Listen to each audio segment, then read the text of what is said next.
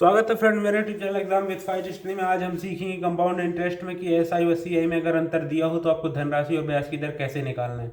बहुत ही important topic है। हर exam में इस तरह के क्वेश्चन पूछे जाते हैं कि किसी धनराशि पर 4% की वार्षिक दर से 2 वर्षों का एसआई व सीआई में अंतर 4 रुपये है तो धनराशि। जैसा कि मैंने कहा है भी कि एसआई और सीआई में अगर अंतर दिया हो तो फिर आपको कैसे धनराशि आप निकाल सकते हैं ईजिली। तो कंपाउंड इंटरेस्ट निकालने की ट्रिक्स जो है मैंने अभी पिछली वीडियोस में मैंने बताई थी, तो वो वीडियोस आप जाकर आसानी से देख सकते हैं मेरे चैनल पर और किस तरीके से कंपाउंड इंटरेस्ट निकाल सकते हैं। तो हम आज बात करेंगे कि 2 वर्षों का निकालना है। तो ध्यान रखिएगा फ्रेंड्स कि कंपाउंड इंटरेस्ट हर दूसरे वर्ष बदलता है और एसआई जो रहता है आपका जो साधारण ब्याज रहता है वो कभी नहीं बदलता, हर वर्ष उतने ही परसेंटेज लगता जाता है।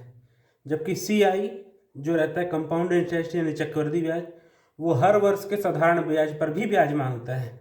तो फ्रेंड्स देखते हैं, ये दिया हुआ है आपका साधारण ब्याज और ये दिया हुआ है आपका चक्रवृद्धि ब्याज।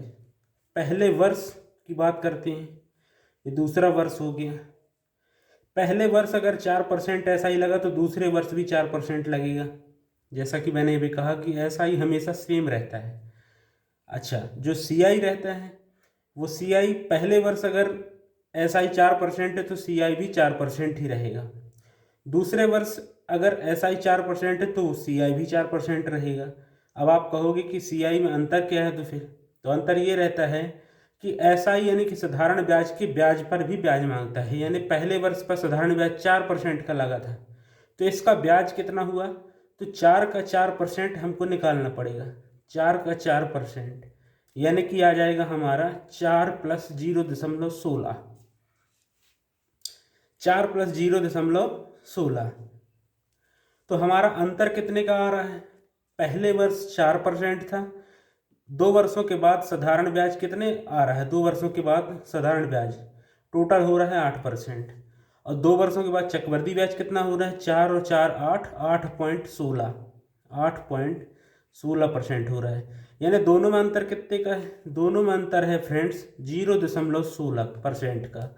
यानी कि हम कहें अगर कि परसेंटेज का अंतर 0.16 है और रुपयों में अंतर 4 रुपये है। रुपयों में अंतर कितना है, 4 रुपये है, परसेंटेज में 0.16 है। तो अब इसको हम सॉल्व करेंगे कि मान लीजिए एक्स धनराशि थी, उसका 0.16/100 परसेंटेज हटेगा तो 100 किसके बराबर है, 4 रुपये के बराबर है। क्यों ऐसा किए, क्योंकि परसेंटेज में अंतर 0.16 है और रुपयों में अंतर 4 है। बस इस तरीके से सेट कर देंगे और इसको काट पीट देंगे तो x बराबर आपका आंसर आ जाएगा 2500, जो आपका आंसर करेक्ट यही है। सेकंड क्वेश्चन देखते हैं। किसी धनराशि पर 10% वार्षिक की दर से 2 वर्षों का एसआई व सीआई में अंतर 65 रुपये है। यानी रुपयों में अंतर तो 65 है पर दर में यानी परसेंटेज में अंतर कितना है वो हमको फाइंड करना है। तो उसको निकालने के लिए हम क्या करेंगे, पहले वर्ष का एसआई लिख लेते हैं और फिर सीआई लिख लेते हैं। पहले वर्ष का एसआई कितना है 10%, तो यानी दूसरे वर्ष भी 10% लगेगा, टोटल हो गया ये 20%। सीआई की बात करें तो सीआई पहले वर्ष उतना ही रहेगा जितना साधारण ब्याज लगा है, 10% ही रहेगा। दूसरे वर्ष भी 10% ही रहेगा, लेकिन पहले वर्ष के साधारण ब्याज पर भी ब्याज लगेगा, यानी 10 का भी 10% लगेगा। तो कितना लगेगा, 10 का 10% होता है फ्रेंड्स 1। आप निकाल लीजिएगा, अभी मैंने पिछले सवाल में बताया उस तरीके से। तो टोटल हो रहा है 10 10 20 और 1 21, यानी परसेंटेज ऑफ अंतर कितने का आ रहा है, 1% का। और रुपयों में अंतर कितने का आ रहा है, 65 रुपये का। यानी 1% और 65 रुपये बराबर है किसके, धनराशि की। तो एक एक्स का 1% बराबर 65। जब हम इसको सॉल्व करेंगे तो 6500 इसका आंसर आ जाएगा। यानी धनराशि कितनी थी, 6500 थी। फ्रेंड बढ़ते हैं हम अब अगले क्वेश्चन की ओर।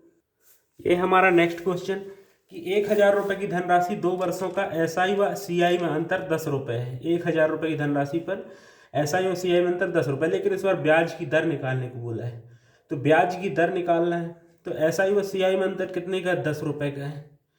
ब्याज अंतर भी एक तरीके से ब्याज ही हुआ, क्योंकि एसआई और सीआई का अंतर भी तो ब्याज ही कहलाएगा। वो ब्याज बटे ब्याज किस पर लगता है, मूलधन पर। तो मूलधन कितना है, 1000। कितने वर्षों के लिए लग रहा है, 2 वर्षों के लिए, इसलिए हम ब्याज की दर को 2 बार लिख देंगे। ब्याज की दर कह रहा हूँ, ब्याज को हम 2 बार लिखेंगे। इंटू 100, इंटू में 100 क्यों किए, क्योंकि किसी भी चीज़ का परसेंटेज निकालने के लिए हम 100 से इंटू करते हैं। इन 3 जीरो से हम 3 जीरो काट देंगे, बचेगा क्या 10, यानी 10% आपका ब्याज की दर होगी। अब बात करते हैं फ्रेंड्स कि अगर 2 वर्षों का तो दिया है, 3 वर्षों का दिया हो अंतर, तो फिर हम धनराशि कैसे ज्ञात करेंगे। तो हम किसी धनराशि पर 5% की दर से 3 वर्षों का एसआई व सीआई में अंतर 36 रुपये 60 रुपये हो, 36 पैसे 60 रुपये हो तो धनराशि ज्ञात कीजिए। सॉरी, 36 रुपये 60 पैसे हो तो धनराशि ज्ञात कीजिए। तो 5%, पहले वर्ष भी 5% सीआई एसआई लिख लेते हैं और सीआई लिख लेते हैं। ये पहला वर्ष हुआ, ये दूसरा वर्ष हुआ और ये तीसरा वर्ष हुआ। पहले वर्ष एसआई 5%, दूसरे वर्ष फिर 5%, तीसरे वर्ष फिर 5%। जैसा कि मैंने अभी पहले बताया है कि एसआई सेम रहता है। दूसरे वर्ष में क्या रहेगा, एससीआई में ये 5% लगेगा, ये भी 5% और ये भी 5%। लेकिन ये पहले वर्ष के ब्याज पर भी ब्याज मांगेगा और दूसरे वर्ष के ब्याज पर भी ब्याज मांगेगा। इसके अलावा मैंने एक ट्रिक और बताई थी 3 वर्ष का निकालने के लिए, 3 वर्ष की ब्याज दर निकालने के लिए। तो अगर आपका 5% दिया हुआ है तो 3 वर्ष का निकालने के लिए इसका आप कैलकुलेशन जब करेंगे तो ये आएगा 15 वर्ष और ये आएगा 15 वर्ष पॉइंट 7625। और इसको हम एक छोटी सी ट्रिक से निकाल सकते हैं, वो मैंने पिछली वीडियो में बता दी है।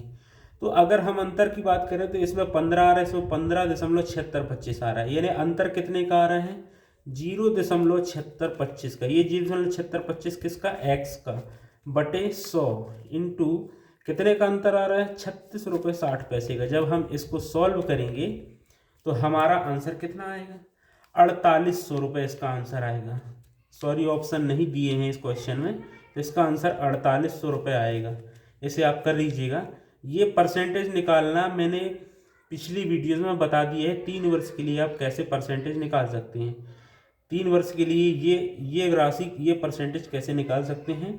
तो इसे आप मेरी पिछली वीडियोस में देखेंगे तो ये परसेंटेज आप 3 वर्ष का निकालना सीख जाएंगे और आप इजीली इस क्वेश्चन को हल कर पाएंगे। तो अगर वीडियो पसंद आया तो इसे लाइक कीजिएगा और फ्रेंड्स में शेयर कीजिएगा और थैंक यू।